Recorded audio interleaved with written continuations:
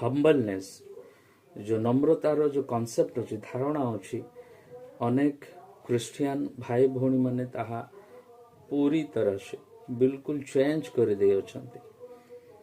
अनेक आमर क्रिश्चियन भाई भौणी माने नम्र हुअंती एथिपाई जे लोके सेमानंकु नम्र लोक बोली कहंतु।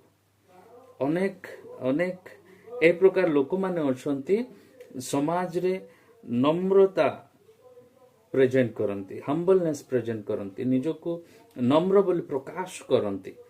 आउ सेमानंकर मेन एम मोटो कौन कि लोके सेमानंकु नम्र बोली कहंतु।